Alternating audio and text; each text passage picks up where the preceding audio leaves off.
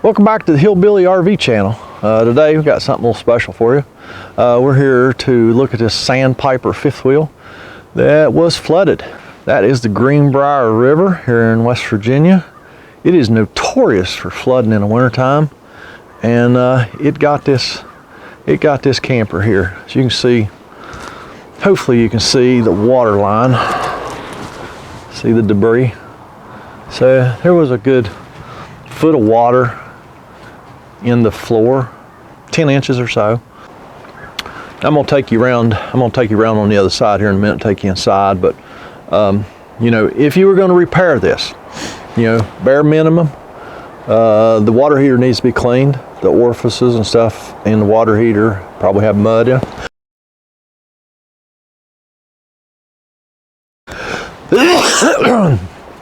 You see the water line here. Hopefully you can see that. There's a little better view of the water line. There's a furnace. The furnace would have to be taken apart, probably a new board, all the new electronics, new board, new motor, all that stuff. Here's the mud in the floor. You can see the mud on the furniture.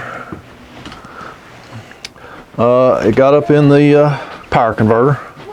Now, I've seen these things flooded many times, and yeah, it might work right now and it may work for the next month or so, but that thing is going to die. So you're going to have to, you know, at least replace the bottom section of that. Here's the mud, still wet in here. The furnace, of course, we know we'd have to do a lot of work in that furnace, but the worst thing is the floor. Chances are real good this has OSB floors, and they are going to rot. I don't know how long the water was up in this, but you know, whatever insulation and stuff's in the floor is wet.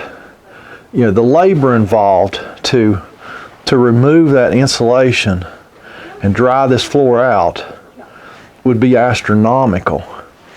One of the other worst things is your trim on your cabinets is going to fall apart. You see this is already starting to swell and bust right here, because this trim, this stuff is pretty much junk. That is a pressed cardboard usually, or at least a pressed board is what that trim is made out of, and as soon as it gets a little bit of water on it, it swells up and just starts busting. So all this trim around this refrigerator is going to swell and bust. But you know, it only got in this lower floor. It didn't get up in this floor, but you got to remember, the floor is the whole thing, because you got all your storage up in this section. So you know, all the bottom part of the floor is going to get soft.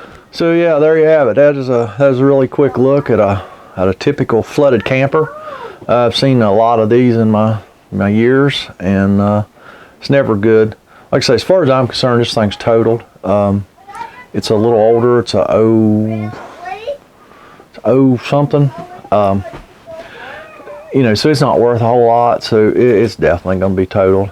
These poor folks are going to be out of a camper, because you know, insurance companies only pay you, just depending on the insurance company, either 3/4 or 2/3 of the value of the whatever's totaled. So you know, it's never good. You're always going to lose money when you have something totaled. So yeah, they tried to get it moved before the flood got it, but they just couldn't get to it in time. They saved one. The time they tried to get to this one, it was too unsafe, and they didn't feel like it was, you know, worth their life to try and save the camper. So hey, so there you have it. Thanks for watching, and I'm going to go down the road and actually fix another one, and y'all have a fantastic day.